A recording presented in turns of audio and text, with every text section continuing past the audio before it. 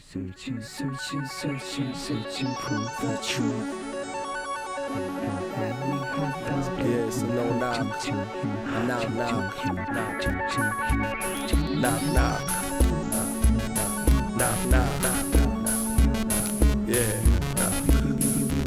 It's open sesame, then perception gets triggered down the dark hallway through a hall full of mirrors. Bless the spirits that wait for the.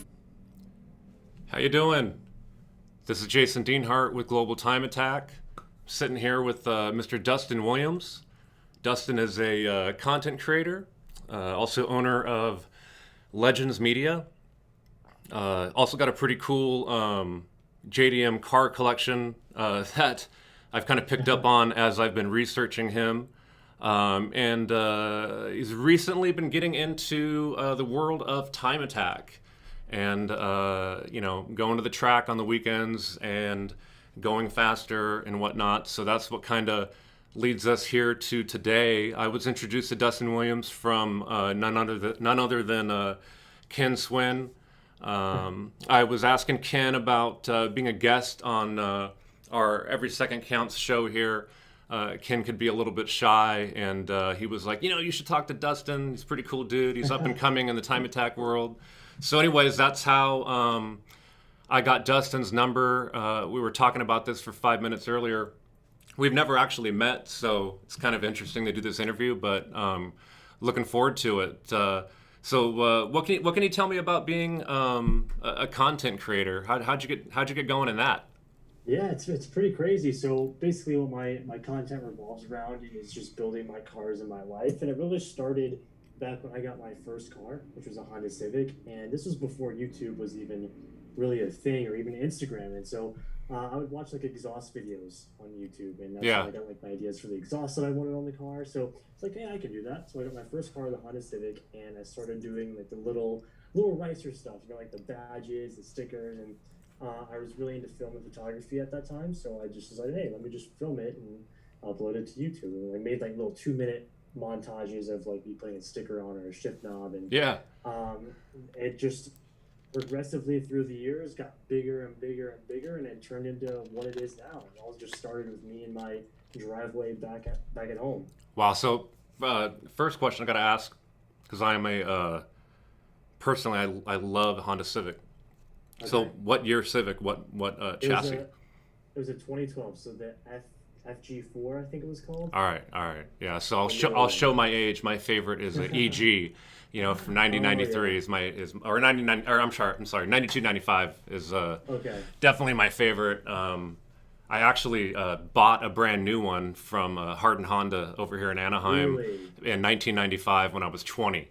Yeah, it was the first brand new car that I bought. Like I sold my, I had a classic Volkswagen Beetle, sold that, and then saved up money to buy that car. And that was kind of the beginning of my intro into the aftermarket world. That's awesome. Yeah, man. So I love Civics all years.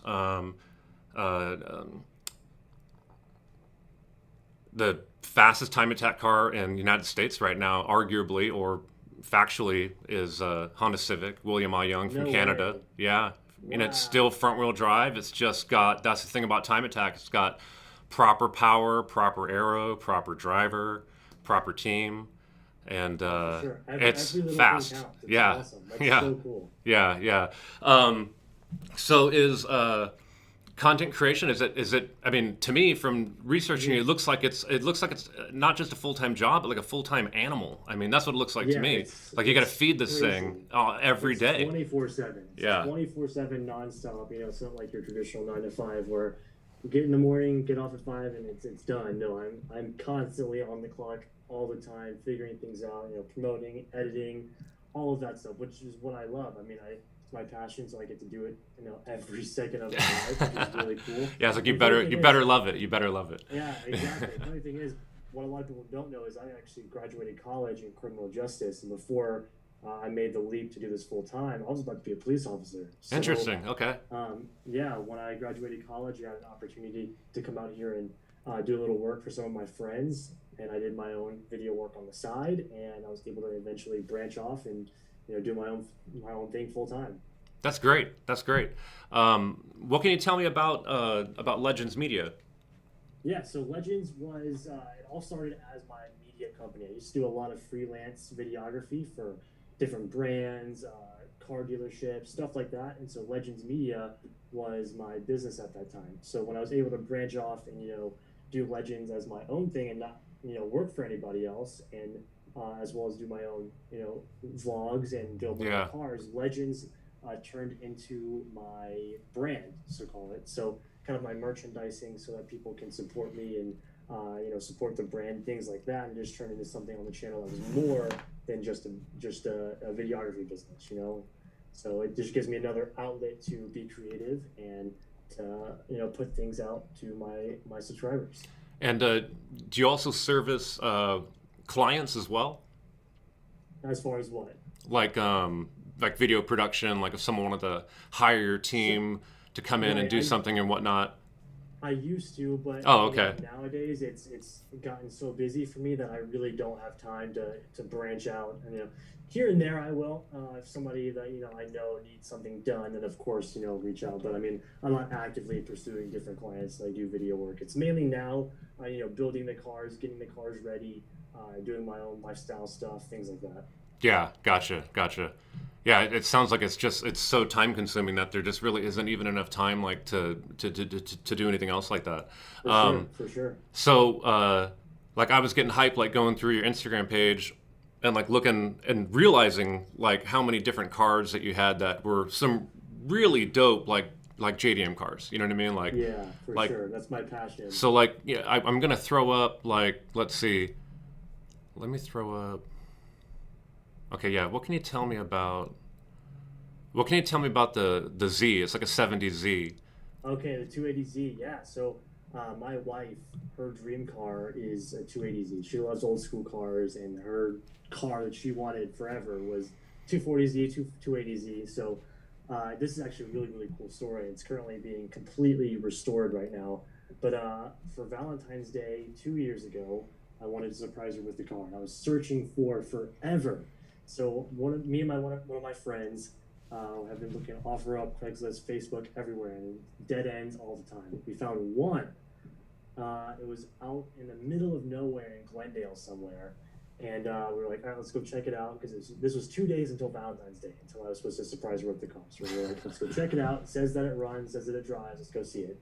But it was an automatic. I didn't want an automatic, but you know how that goes. Yeah. So we get to this random warehouse in the middle of nowhere. We go inside. There's like 50 cars in there, and we go to the guy and we're like, hey, we're looking for the Datsun that you have listed here. And he's like, oh, okay, I didn't know it was still listed, because it's been like a year or so since you had an offer up. So he's like, let's go check out the car. The car was in the literal back corner of this massive warehouse in the middle of nowhere. Just the lone car in the back corner, covered by everything else. At the time, I thought the car was primer, so I was like, okay, it's primer paint, that's good, whatever. So the car actually didn't run and drive at all, so we had to wait like an hour for him to move cars and stuff and push the car out. And we took a look at it, and the car would crank, but it wouldn't turn over. So we were like, I think we can make it work, so let's try it out. So I ended up giving him a lower price. He took it, and we got the car and got it back to the shop and started cleaning it off. It turns out that primer paint, I thought it was actually a thick layer of just dust and grease. And the guy actually told us it was sitting in the shop for 14 years untouched. Wow. He got it from a lien sale. Man. So the guy just left it there, and it was not touched for 14 years, and we randomly came across it. So we had a 2-day turnaround time to surprise my wife with this. So we went ahead and flushed the fuel, the oil, did the spark plugs, did the injectors, did everything. And after 2 nights of working on it, we actually got it to start up and drive. So I drove it from LA down to my shop in San Diego, and was able to surprise my wife with it. It drove for a little while, but now it's completely taken apart, full restoration. We're rebuilding the L28.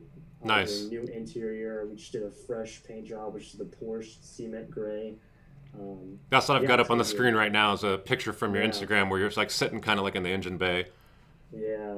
Yeah. Yeah. I mean, it looks beautiful now. That's for sure. Oh yeah, it was rough at first. It had rough spots all underneath. It was pretty rough, but yeah, we've got some exciting plans for this thing. As you can see, my wife likes to go a little bit crazy with the fender flares. I told my subscribers, told her, hey, this is your car, this is your build. Let's do everything that you want to do. So everything on this car that you see was picked by my wife. Oh, The okay. color, the Very cool. flares, everything. So. We're getting custom wheels built. She wanted to keep the stock engine, so we're rebuilding it, doing high compression ITBs, all that Nice. stuff. Nice. That's dope. That's dope. And then let's jump to the Evo. Um, Not many Evos you see nowadays, man. You don't see a Yeah, lot of Evos on the streets. You don't see. I don't see a lot of them at the circuits either. Time attacking very often No, anymore. no, It's a shame. It's a they're shame. becoming kind of rare Yeah. and very expensive. So this was my second really big build on the channel. It's my first ever big turbo build on the channel. So Okay. we did a fully custom forward-facing turbo build, custom manifold, custom intercooler, exhaust, hood exit, all of that stuff. So I wanted to go pretty crazy on it at first. It used to have a red, gray, and black livery on it, super Fast and Furious style. But got kind of wild after a while, so I went and just painted white, did a Voltex kit on it. But yeah, the car made 575 on the dyno. We tuned it down to 510. Just a little ripper, man. I've had that one for like 3 or 4 years now. Yeah. I mean that makes a fun car to take to the track too. You know what I mean? And not go crazy with it, but just keep it the way it is. Just have fun with it. Yeah. Exactly. But we've had Evo problems, man. It's one thing after another with those things. So we're trying to work out some kinks that we have with it right now. That's funny. And then, man, I've thrown up a picture. It must be your R32. Is it black or dark blue? Yes, black. Yeah, rad car. Yeah, so the GTR was my dream car for forever. So the R34 is my ultimate dream car. Same here. As well. Yeah, one of my favorites of all time definitely is R34. That's so the so sick. 32, yeah, it was a huge accomplishment for me, and it really got me and drove me into the whole JDM culture really heavily. I made a connection with the guys over at Top Rank Importers in Long Beach, and we became really good friends, or we traveled to Japan together and stuff, and I bought my 32 from them, and that just dove me right in. So this is like my prized possession over here. We're currently doing a big turbo RB26 build on it right now, low tech system, all of that, and that's under the knife right now too. So we have tons of projects going on. Yeah, no, it sounds like it. Yeah, there's no way you have time. Yeah, I mean, you barely have time for all these. I mean, it's just with the cars you're talking about right now. I mean, I mean that's full time. Yeah, it's full time. Yeah. So we have some really exciting plans coming up for the 32. Can't really talk about them just yet, but Gotcha. Next month or so, it's gonna get pretty crazy. All right. So where can people find you on? What's the easiest way to find you on YouTube? If someone wants to, if they're not already and they want to see what's next with the R32. Sure, you can just search Dustin Williams on YouTube. It'll pop right up, and I have a full GTR build series that's going on my channel right now. So if you look in the playlist section, I have a build series for each one of my cars. So whether you're new or you're old, you can always go back and find each car with the specific build series laid out. Nice, you made it easy. Oh, Yeah. So what can you say about the ultimate dream car that we both kind of share? I mean, it's one of my ultimate favorite cars of all time.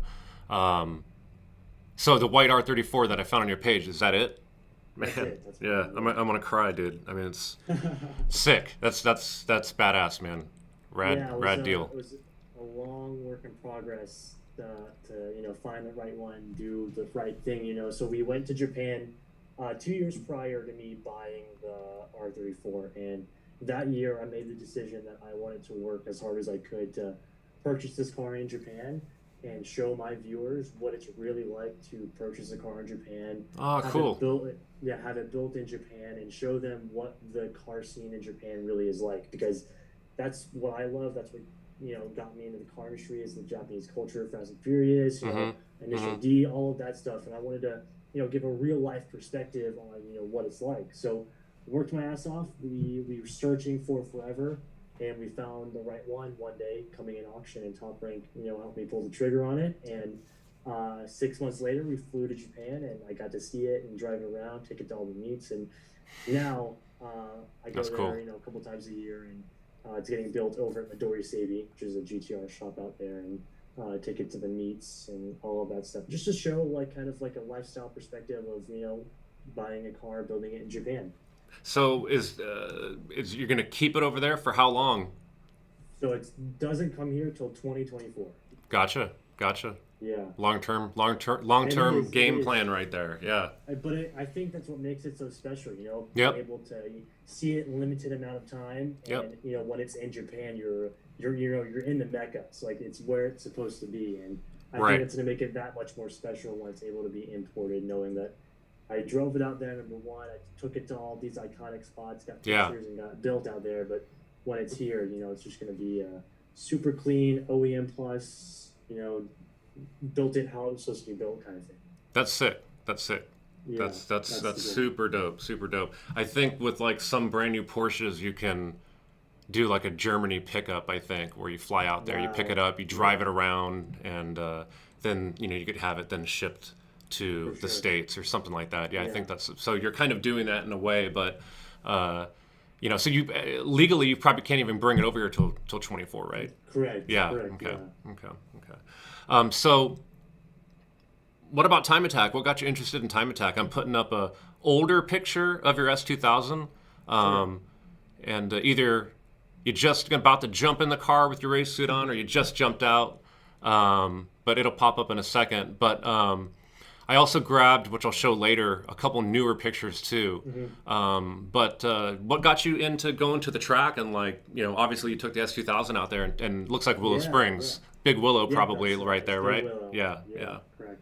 Yeah, so I've built so many cars, over the past few years, and I was kind of getting to that point where it was repetitive, and I kind of wanted to dive into something different. So I was like, hey, let me do drifting. So I drifted for a little bit, it never really clicked with me, and I never really was wanting to go drift. And I got that S2000, and I read all this stuff about it being such a balanced and well-tracked car and stuff. So I was like, all right, let's try a track day out. So I went to the track, and instantly that first lap was like, this is it. It was like adrenaline 24/7, knowing where to hit that corner and hit the apex with a brake.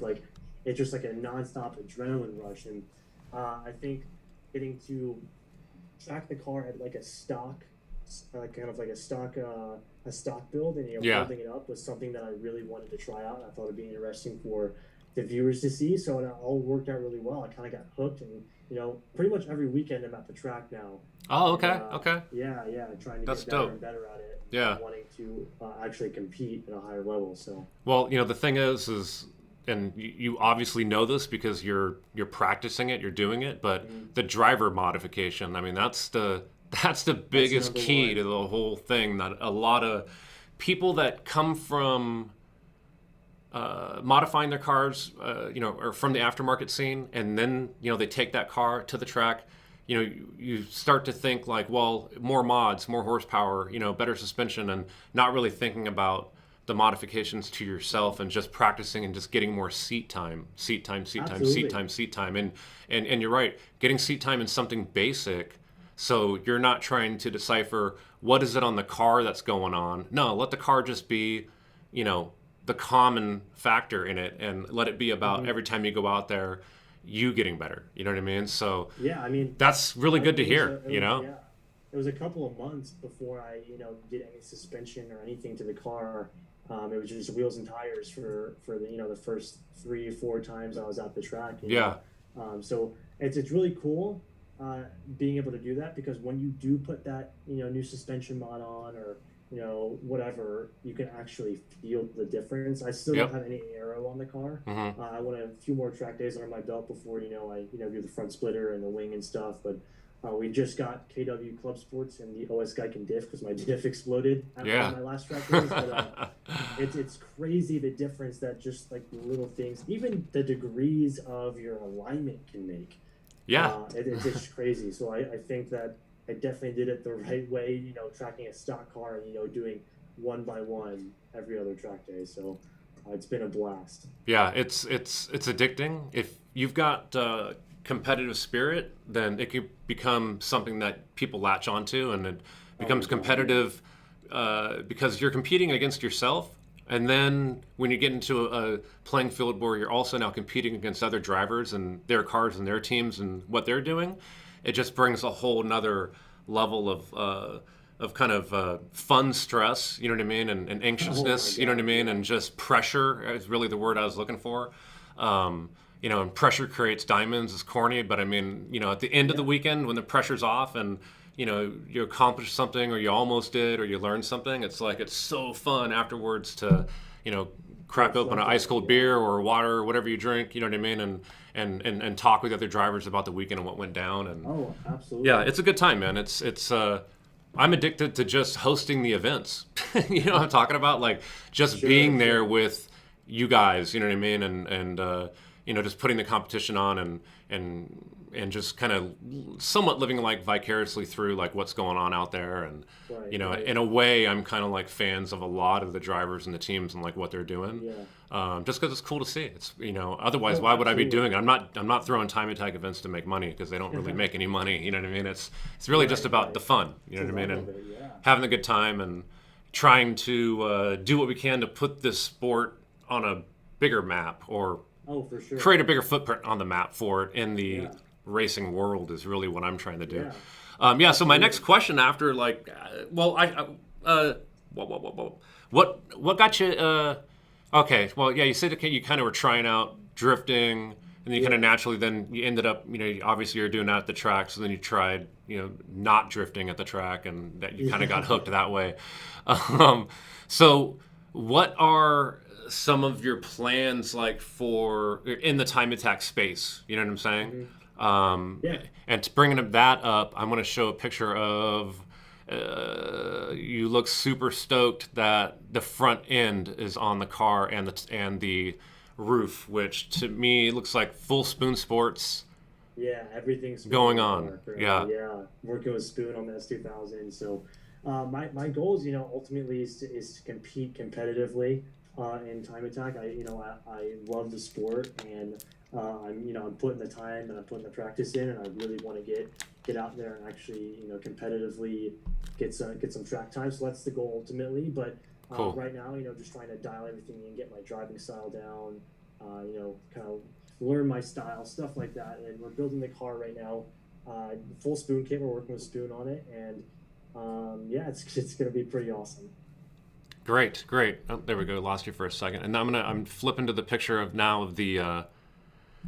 the booty. This is what gets all the likes on Instagram. I'm sure you've noticed. You know what I mean? But like when we put a picture up of like the rear end of a car and it's got a diffuser and it's got like, you know, a wide rear end and, you know, it eventually have a wing on it when it does. And then, you know, everybody fights on the internet over it. You know, why is the wing so big? He doesn't know what he's doing. And it's like, you just don't know a time attack, you know, like if it's set up properly, it's working, you know? Oh, absolutely. Yeah. And so I'm really stoked about doing the Spoon kit too, because this kit is designed for the track and, you know, aerodynamics, you know, it's balanced perfectly. And, you know, the rear end is really controversial to an audience that really doesn't know much about that. Yeah. But I'm stoked on getting it on the track and really feeling it. Now, you can notice even in the picture here, I don't have the wing on yet. And there's a front splitter on the front bumper. I really want to get it down as is. And then, you know, when I feel I'm ready, put that wing on and, you know, really feel the downforce and the drag and stuff. So yeah, no, it's smart. It's smart to like what you're doing, you know, to learn it slowly over some time, you know what I mean, and build the pieces up as you go, because then you know what affects what. You know, you'll be able to relay to the crew better what's going on down the road when you are time attacking competitively. You know, like, hey, maybe we should change the suspension here. Maybe we should change the alignment, you know what I mean? Stiffer springs in the back or whatever, you know what I mean? And you're going to be able to relay that, and that's what makes for a team to get down to their quickest lap times in a weekend faster than other people, you know what I mean? Meaning you might be able to accomplish that in day one as opposed to the last session on day two and it's your last chance, you know what I mean? And now all of a sudden, if the track went yellow because someone went off or, you know, someone got in your way, you know, now the whole weekend in a way was thrown, you know what I mean? So yeah, it's that's another thing that makes time attack interesting. It's also kind of a chess game. You know, and it could be frustrating for people too, and for teams, and that's what makes the victories and even just personal victories, like a personal best or whatever, maybe it didn't podium, but you know, just to see the joy like on people's faces, you know what I mean? It's absolutely. it's cool, you know, it's fun. I mean, you know? yeah, even for non-competitive track days, hitting those personal bests it's like it feels so good. I have to kind of take a step back because I'm so in love with it, and it's like I want to compete with myself every single lap. And sometimes take a step back and realize, hey, let's work on your lines. Maybe go 60%. Hit the lines where you want to hit them, and maybe not go 110% and risk maybe going off track or something Right. like that. It's really just like get the focus down as well. Yeah, yeah. So, San Diego, is that where you're from? Yeah, originally, yeah. So my shop is down in San Diego. We just bought a house a little bit up north, but yeah, we're from San Diego originally. Oh, very cool, very cool, very cool. I'm an Orange County guy. Always Nice. grew up in Orange County. I was born in Los Angeles, but I've always lived in Orange County. Still live in Orange County. Orange County's awesome. It's cool. It's all right. It's home. It's kind of all I've ever known. I mean, I've always traveled for work, so I've seen so many different places in the United States. But the weather, man. I mean, the only other place that God. I would probably leave would be for San Diego because it's the only place that has Right. better weather than Orange County. It's In insane. my opinion. Yeah.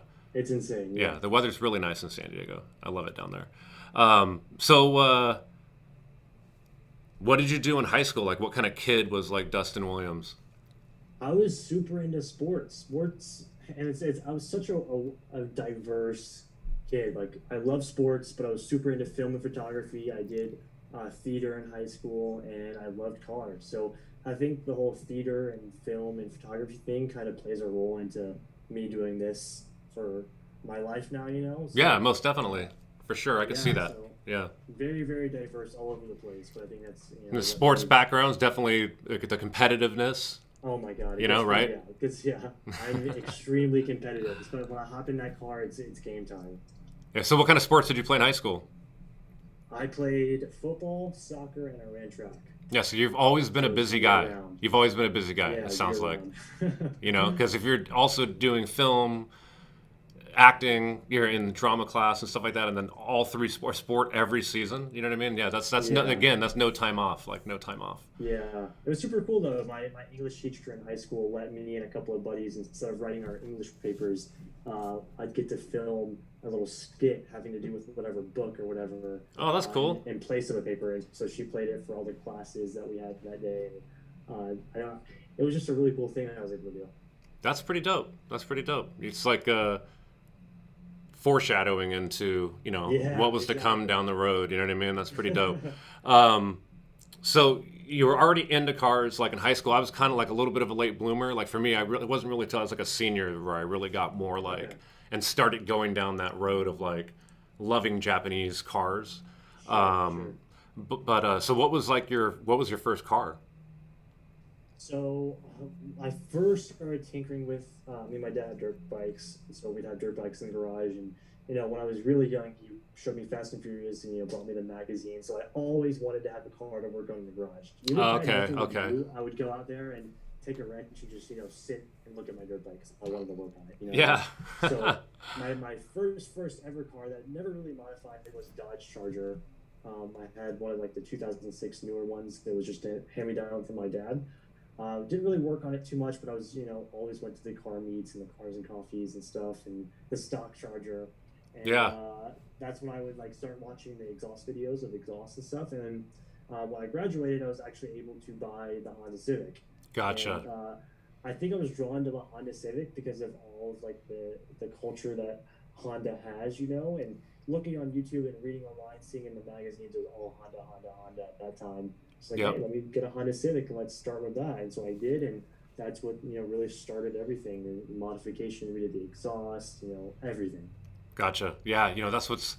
They're a great car to get into the aftermarket scene with. There's so many parts available. There's just like a wealth of information out there nowadays. To even to learn how to Exactly. do a lot of things yourself, or at least get educated enough if you're going to hire someone to do it that you don't get taken for a ride. Right. I think that's what drew me to it too, because a lot of stuff was so easy for me just to knock out in my driveway. Yeah, exactly. I couldn't agree with you more. Even in the olden days in the 90s when I was doing it, I mean, it was there wasn't as much information out there and stuff like that, but it wasn't that hard. It was a Honda, you know what I mean? And especially if you look back at like a 90s Honda now, they're so simplistic compared to how they look now when you open up the engine bay, you know? I know, exactly. And, you know, they, in a way, they really weren't that hard to work on or to learn how to work on, you know? So, Right. yeah, I was tearing into that car, like, I mean, immediately, you know, back in 1995. Yeah, like, yeah, my dad thought it was used when I actually brought it home because I didn't even go home yet. I went to my buddy's house and we lowered it and I put different wheels on it and That's so shit like awesome. that. And he's like, oh, I thought you bought a brand new car. I'm like, it is. We just already did the shit to it. And he's just like, Oh, I know. you're It's an always- idiot, it's you always- know? Yeah, it's always the worst trying to explain to your parents what the Yeah. hell you're doing. Like Yeah. me, I have a Subaru WRX that was brand new, and you know, one day I came home and the fenders were cut with the wide body, and they're like, "What the hell did you do?" It's like, It's like, you cut the car. Yeah, it's like, what's Yeah. going on? Yeah, well, look now. It worked out all right. exactly, Yeah. exactly. Yeah. So when I've been doing these, like we kind of I mentioned it before, maybe before we actually got on live, but it kind of comes to this part where I usually ask like the drivers, like, you know, so hey, like, what's the secret? Like, what's like your real life? Like, what do you do? There's people out there that actually think that, you know, you drive a time attack car and race cars like for a living, which we wish, you know. Yeah, exactly. But you know, maybe we can all get there together one day, you know. So what I kind of thought about maybe asking you, because you turned something that's a passion of yours, you know, into a reality, into you know, a full-time job. Like you said, that's like, you know, all waking hours of the day, but it's what you absolutely love to do. So like, maybe not to put you on the spot, but like, do you have any like words of advice for people out there that, you know, have something that they're passionate about, you know, but they work somewhere where they don't like working, you know what I mean? How to try to make that transition. It obviously doesn't happen overnight, you know what I mean? Yeah, no, absolutely. So, kind of, I'll give you my story on how, you know, Yeah. I was able to do this and grow this. Is I went to college full time. I also had a part-time job. So, what kind of like time management was my biggest thing. Like at home, when I got home for maybe 3 hours, whatever, I would take those 3 hours, do exactly what I want, and you know, work towards editing or filming or whatever it was that I had to get done for, you know, what I love and what I wanted to do. And then I would get up a little bit earlier in the morning, knock out my schoolwork, go to school, in between school and work, do what I want to do, and then I would do work. And I was actually fortunate to work at a place where I could actually do a little bit, you know, of editing. If I was in the back and I didn't really have too much work to do, they'd allow us to either study or do whatever. So I had that on that, you know, ability. But something that I like to live by is proud but never satisfied. You know, be proud of what you do but never satisfied. You know, reach that goal, be proud of that goal but never be satisfied, and strive to work harder. And you know, one thing also is if it's something that you're truly passionate about and something that you truly love, you will find a way no matter what. There's always a way to find something or to find time for something that you love to do, and that's true with anything, whether it's you know becoming a chef or you know you want to film for YouTube and build a car. There's Right. always a way to find time. I totally agree with you. It's something that my wife says to me when I kind of get down in the dumps about, you know, the time attack scene not growing as fast as that, you know, I want it to and whatnot. And it's, you know, just reminding that, you know, doing something that you love, you know, it might take a long time, you know, and, Right. you know, maybe part of it too, so much that I try to remind myself is maybe some of the beauty is in the struggle and the journey of like trying to get to where I'm trying to go. Maybe I'll never even get there in my lifetime. I don't know, you know, but even today I kind of felt down the dumps, like trying to, you know, center yourself and kind of look at it from a different perspective. You know what I mean? Absolutely. Sometimes you're so involved in it, so close with whatever you're doing that like you kind of forget to appreciate it and be proud of it kind of with what you're saying, but then you know, don't be fully satisfied because you could always do better. I like that. Exactly. That's a good mantra or saying or credo. I don't know, whatever you want to call it.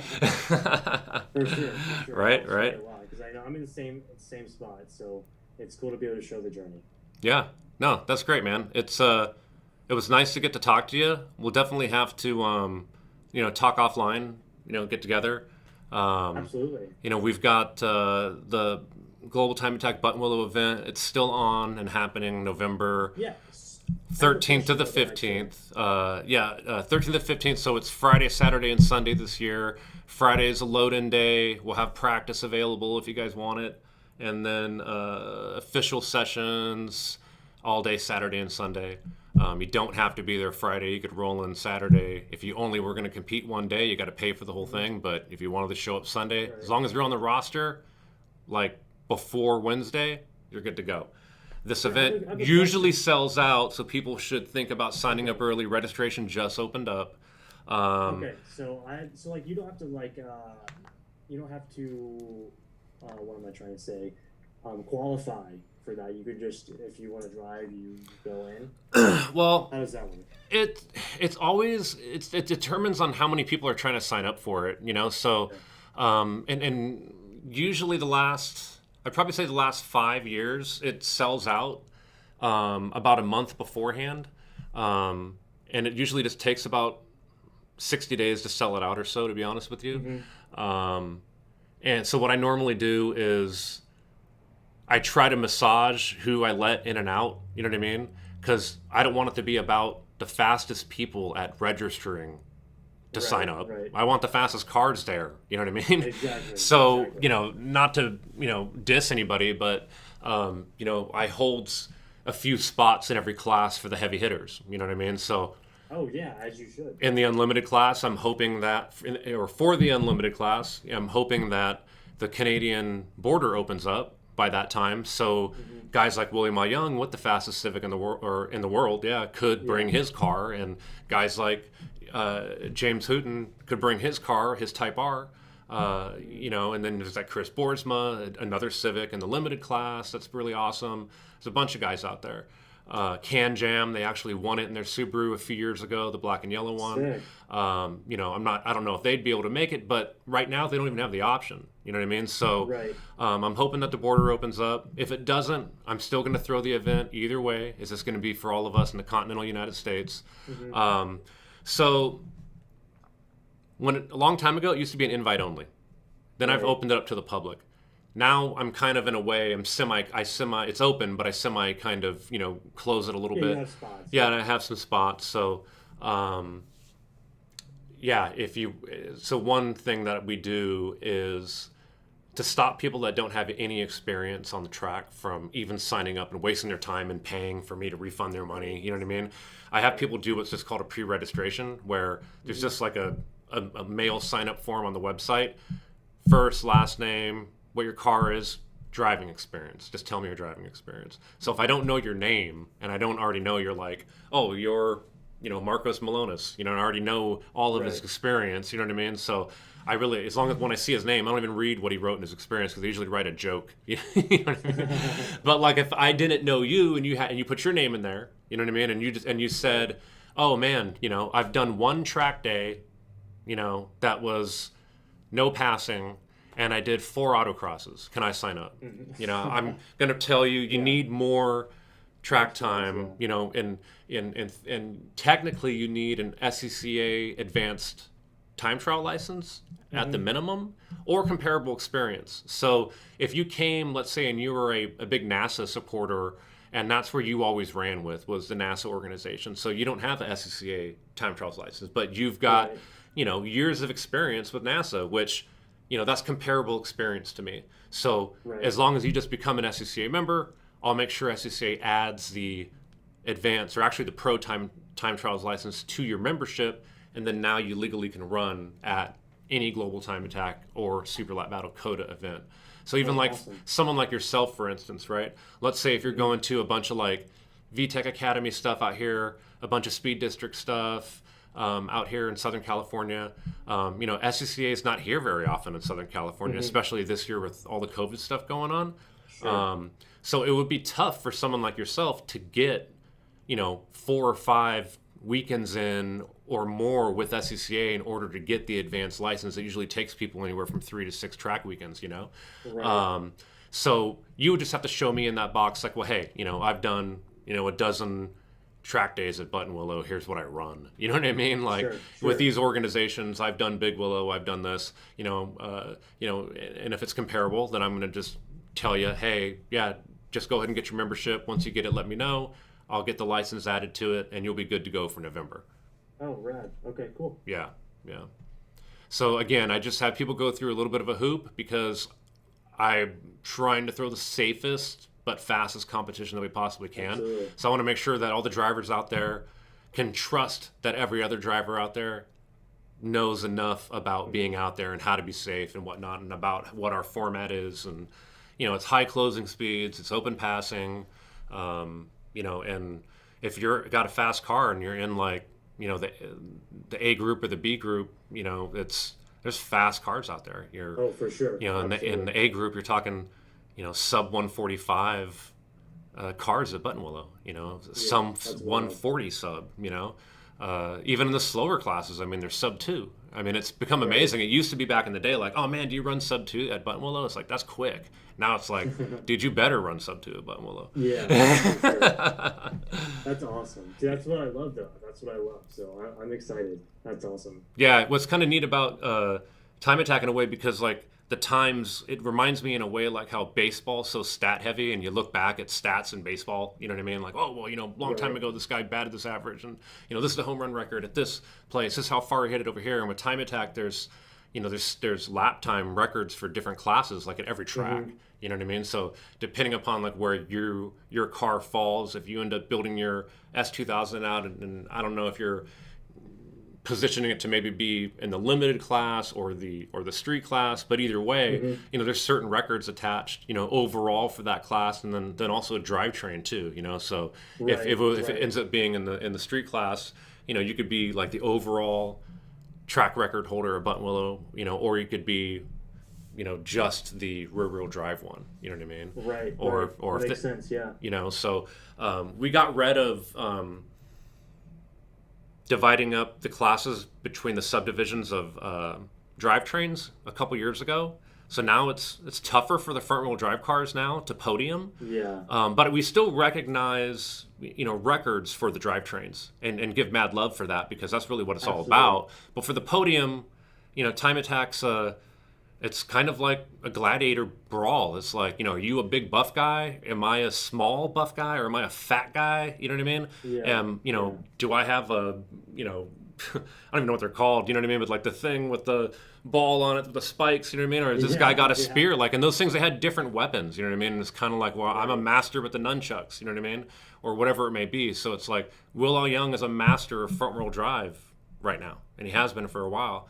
And he's able to bring his weapon to a fight on the track that looks like he might lose, and he wins. You know what I mean? So it just kind of depends, like what your flavor is. You know what I mean? So that's another thing that I really like about it. You know what I mean? Is so yeah, it's been kind of hard on the front wheel drive guys the last couple of years, but what's kind of been our saving grace is that Will's the fastest overall, and he's front wheel drive. So it's kind of like, hey, well, look at him, he's doing it. Yeah. Well, anyways, man, I don't want to take up too much time. It's been about 40-something minutes, which is usually about where I like to cap it at. Awesome. Like I said before, it was really nice to get to know you. Why don't you let people again know where they could find you and Legends Media on Instagram and on YouTube? Yeah, sure. If you guys want to find me and see the car builds, see the track time, all of that stuff, you can search me on as Dustin Williams on YouTube and on Instagram, as well as Legends Media on Instagram. You guys can find the merchandise and all of that stuff. I want to thank you, Dustin, for your time. Thank you, Legends Media, and also hopefully we'll see all of you guys watching the live stream or competing. Hopefully you'll be competing, Dustin, hopefully. Not sure what your timeline was on your car. GTA. I'll be there. All right, awesome. GTA Buttonwillow November 13th through the 15th, 2020, coming up in a few months. My debut, I'll be there. All right, badass. That'll be good. I'm going to go ahead and sign off. I want to thank you guys for listening. And we will see you next time that we fire this up. We'll see you guys. See you guys. Searching, prove the truth. Yes, no,